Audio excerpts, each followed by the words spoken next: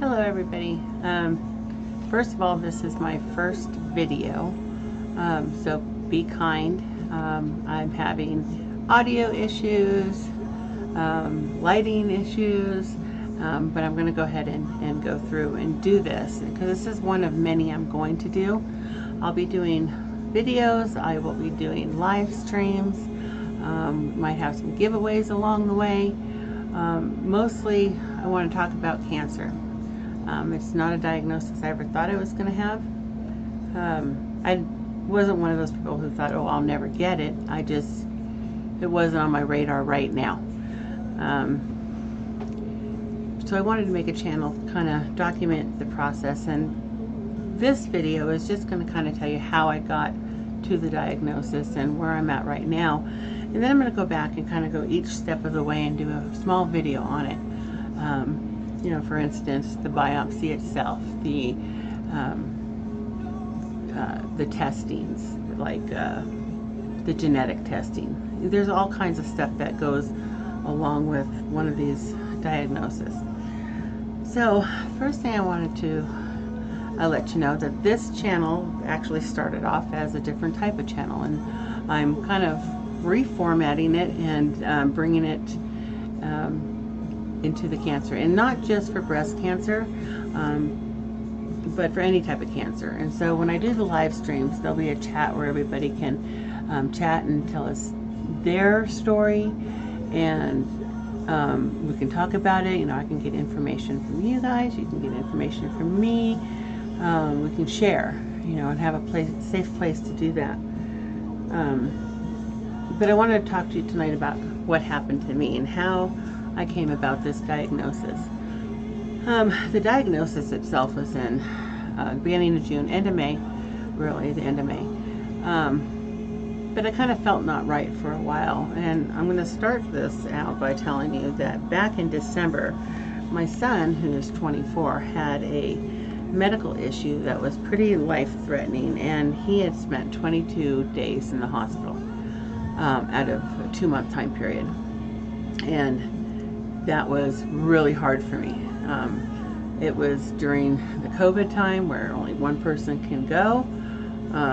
They wouldn't let me trade off with my husband.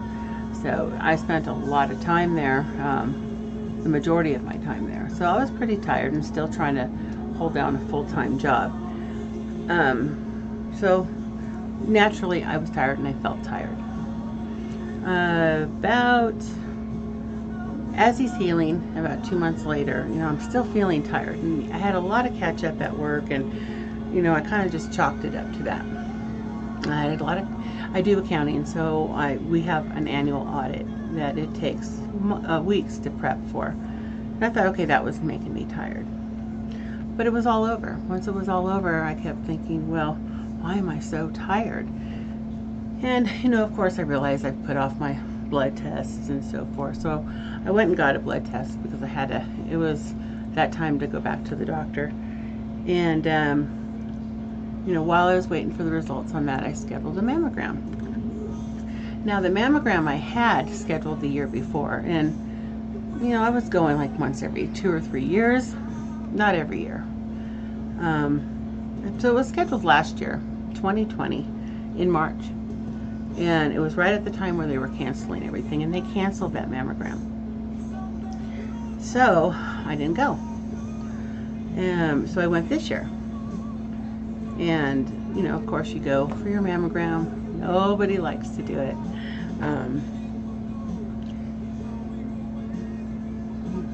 I decided this time to do a 3D image. It said, you know, your insurance should pay for it, but it might be, you know, $90, $100 more. So I'll just go ahead, let's do it. So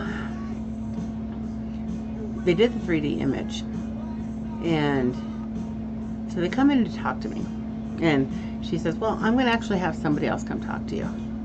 That right there was my first indication. Something's not right, or they found something. However, I thought what they had found was the same cyst I've had since I was like 19. You know, it's just a cyst, it drains and it comes back. But it wasn't. So the first thing she said when she came in was, it's early. So again, to me, that says it's something. She says, so we're not sure, but it doesn't have the characteristics. It's not the same one that we've seen. It's something different, and it's way up against her chest wall. I said, okay. So she says, I'm going to schedule you for a diagnostic mammogram. Well, so then I had to do the diagnostic mammogram, and that just consists of more pictures, they twist the whole machine around. It's kind of interesting, actually. But and then once they did that, they said they're going to do the ultrasound. So they did the ultrasound also, and with the ultrasound in that, they were pretty sure that they were seeing something that was not good. And there were definitely words for what they saw back then, and I don't have that with me, but when I break it down into segments, I'll let you know. So I came back for a biopsy. In the meantime, the hard part is you don't really want to tell your family. You want to, but you don't want them to be worried, because it might be nothing, Inside, I knew something was wrong, because that blood test I took not too long prior came back as some high numbers in certain areas that I've never had high numbers in. Of course, I'm a freak and have to go look everything up. So I looked it up, and there were all kinds of things it could be. And one said cancer.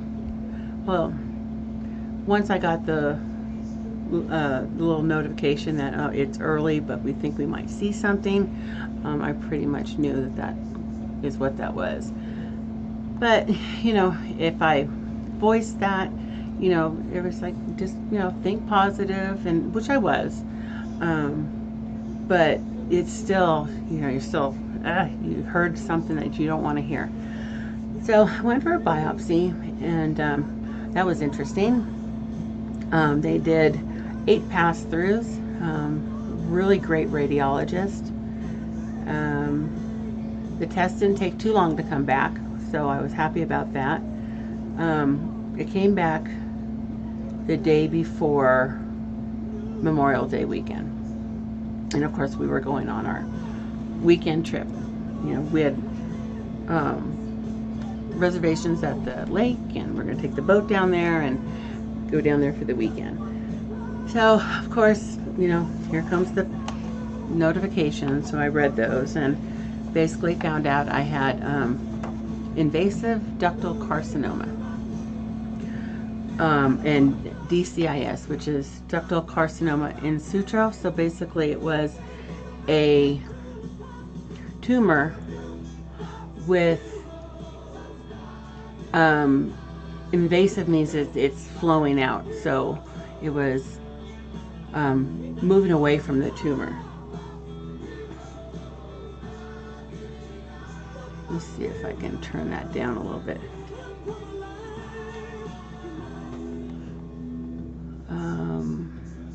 Sorry, bear with me, you guys. I'm going to try to see. Alexa, volume down. Strange. All the other songs were lower than that one. Just like, wow. Anyway, so invasive ductal carcinoma, it's very common. It's one of the most common types of breast cancer.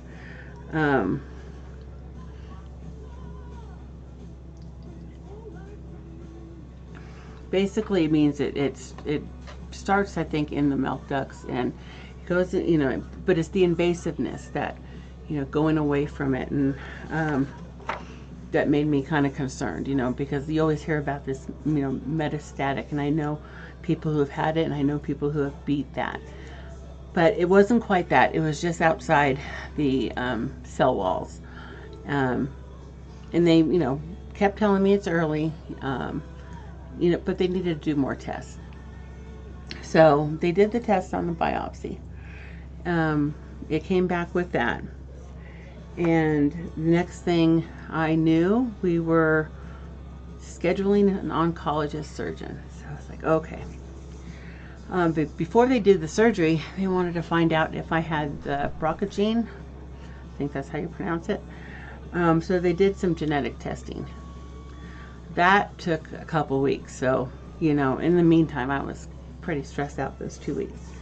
But it came back, and out of 47 genes, only 2 were kind of iffy, but not the BRCA gene. I did not have the BRCA gene, which basically meant it should be a little easier as far as not having to do the complete mastectomy. I can do a lumpectomy and treat it with what they told me at that time was radiation. And you know, the funny thing is you know, it was early, it was small, it was invasive, but it was very treatable.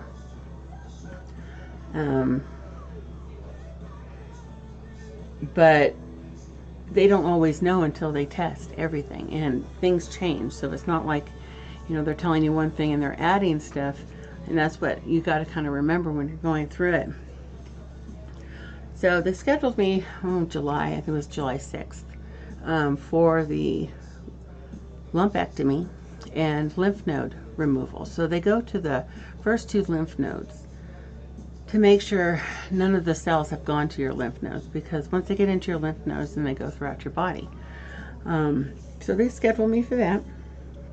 And you know, I've had surgeries. I've had plenty of surgeries in my life, so that kind of stuff doesn't really bother me too much.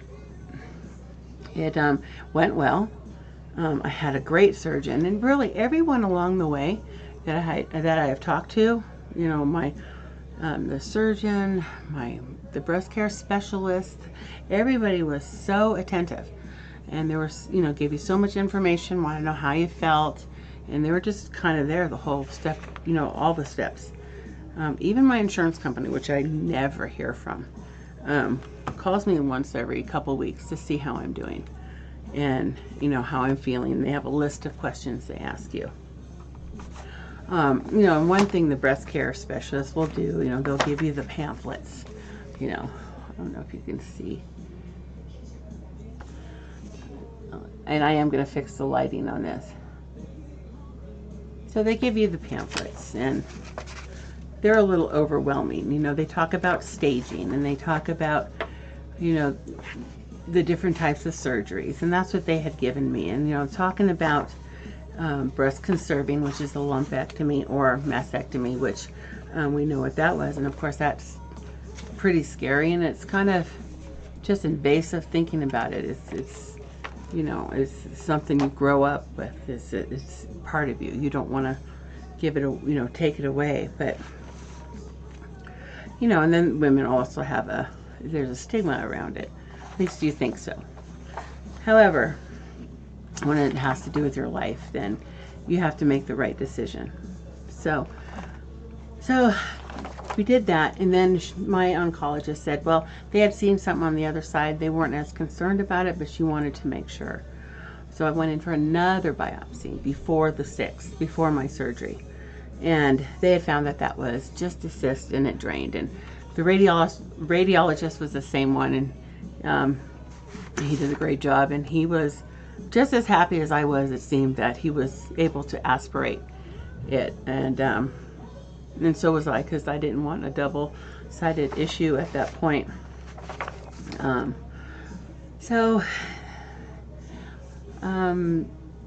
Surgery had gone well. All the margins were clear. There was nothing in the lymph nodes. I thought, yes. And at this point, they'd only talked to me about radiation. They thought it was early enough. It was small. It was a 0.08 centimeter. They thought, let's just, you know, we're just going to get it. We're going to get the margins. We're going to do the lymph nodes, and you'll have, you know, 4 to 6 weeks of radiation. And then, of course, they test. They test, you know, every piece that they take. So they take the tumor itself, and then they take some margin areas around it. And they mark each one of those. And when I go through each step-by-step test for you, you'll see that it's very detailed. So they tested the whole thing. And what they came up with is it was, first of all, already 11, a 1.1 centimeter. So it was pretty fast growing. Now, mind you, it was small. And, you know, up till now, up to that point, I still felt blessed that we caught it early. It was small. You know, I could do a lumpectomy. Things were going to be normal. But as they're telling me, it's fast growing. They said it's a grade 3, which is the highest grade. It's the fastest growing. She said, we're going to do some genomic testing, which is different from genetic testing. Genomic testing basically is the makeup of the tumor itself, what reactions it has, what it does. So they tested that, and when I went to my oncologist appointment, which was different than the surgical oncologist, she pretty much said a few things to make me prep myself, the fact that it looked like it may have more characteristics than they knew, and that there may be some chemo involved. And boy, I got a pit in my stomach when I heard that. I've had a couple friends go through chemo, and you know, theirs were more aggressive and more life-threatening, and they fought it for years. Well, months. They both fought it for about a year. One, you know, both with major surgeries. One was breast cancer, one was pancreatic cancer. My friend with pancreatic cancer had a Whipple procedure, and he had the chemo for quite a while. You know, they told him, well, the chemo will extend your life about 5 years. Well, it's been 11 years, and he's still going strong. No signs of reoccurrence. He has been doing really great. And the other gal I know who had, young, she's only like 25, had complete mastectomy, almost stage 4 medicine, and she beat it. So here I am feeling like this is just a small thing, but I have to make the right decision. So, you know, they told me that it was pretty aggressive, and the recommendation was chemo. And I was just not thrilled about that. But when they sent me the testing on that, and I had what was called a mammoprint, which goes over 70 different features of the tumor. And, you know, first of all, my status, my receptor status of the tumor was ER positive, PR positive, and HER negative. And that is different. Like, everybody's journey is different. Everybody's, you know, cancer can be different. That is just a certain way the cancer is. Sometimes, you know, they have is negative, negative, negative. I was glad not to have HER2 positive, because that would have been a harder thing to deal with. But what they told me about the chemo and after that mammoprint was that without chemo, I had a 29% chance that it would reoccur between 3 and 5 years. That's a pretty high chance. With the chemo, I have a 96% or 94.6% chance it will not recur, you know, up to 5 to 10 years, you know, whether in the same area or somewhere else. The other thing with the biopsies I had, and with the cutting into the skin, and, you know, just with surgeries, you know, there's this thing called seeding. It just takes 1 or 2 cells to get into your bloodstream, or, you know, into your body, that will go into other areas. So, you know, I knew that, you know, the percentages are there. You know, 5% chance of not getting it to a 30% of chance of getting it again in a very short time period. So I had to agree on the chemo. I mean, I'm not, she's the expert, you know. The testing, and I'll show that down the line on another video. It's very detailed and made a lot of sense. And of course, that's what I'm going to do is chemo. So we scheduled chemo, and that actually starts tomorrow for me. That's why I wanted to get this video done, even though my channel wasn't really ready for the video, because one of the things I'm going to do is I'm going to lighten my hair. I am going to, because you can't use, well, first of all, you can't use peroxide when you are on chemo. So I got to do all the lightening tonight.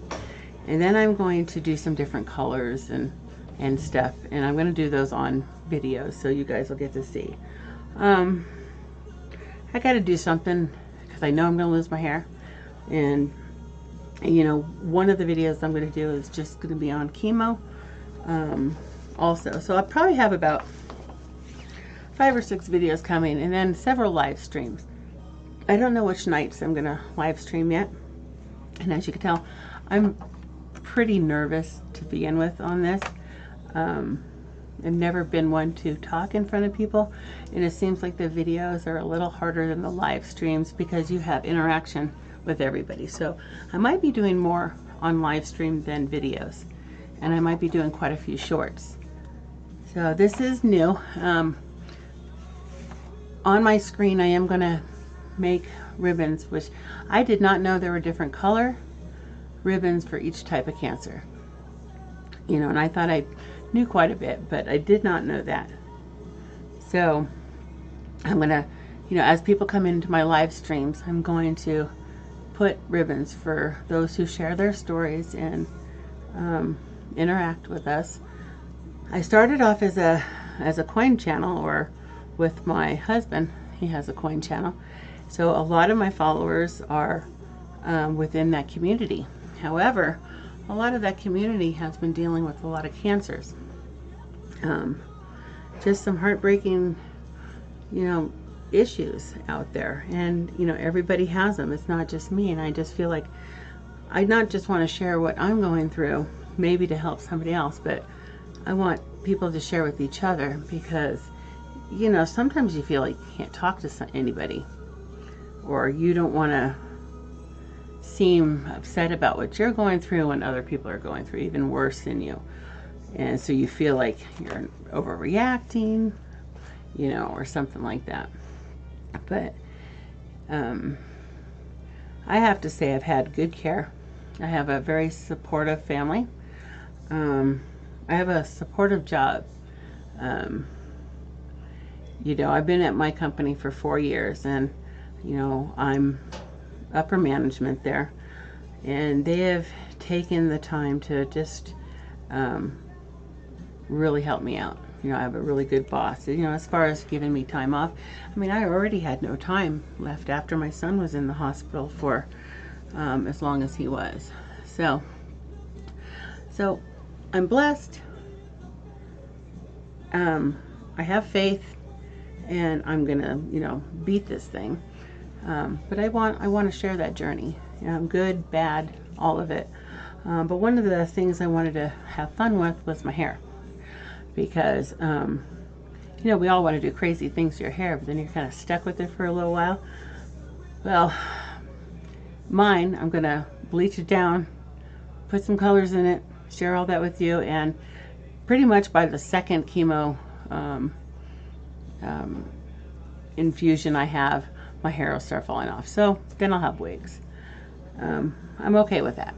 You know, it's, at first I wasn't, but I'm kind of okay with it now.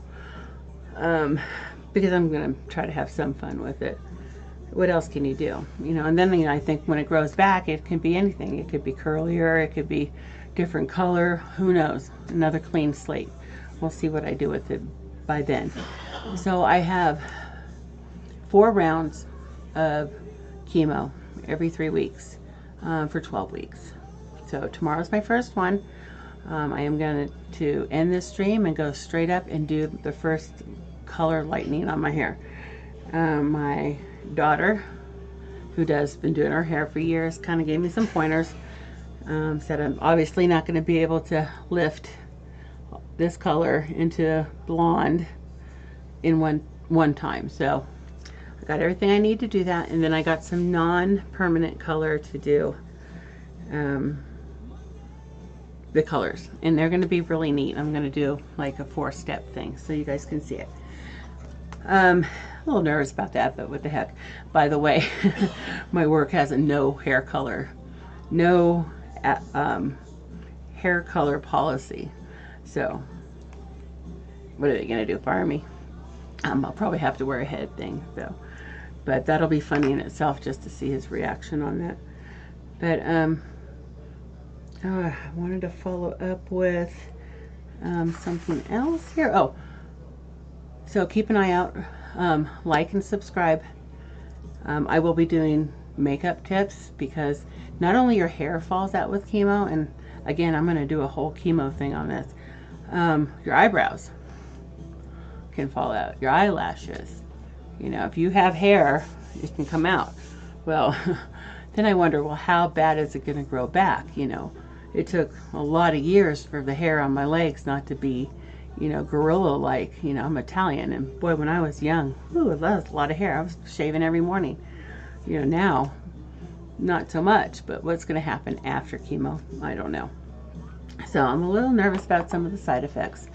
Not necessarily the cosmetic ones, but I'm going to pull through this, and I'm going to bring you in on it, and we'll be doing, like I said, makeup, skincare videos, videos on how to deal with things, and just regular live streams, and I hope you can join me. All right, it's been nice chatting with you, and I will talk to you soon. Come back and see me, like and subscribe, and I will like and subscribe back to you. Have a great evening. Next video, this will be different. Bye, everybody. And don't forget, you can fight through anything. You know, you have to fight through as much as you can. You have to have, you know, the courage, the belief. You have to have a good support system, and you just have to have faith. I will see you guys on the flip side.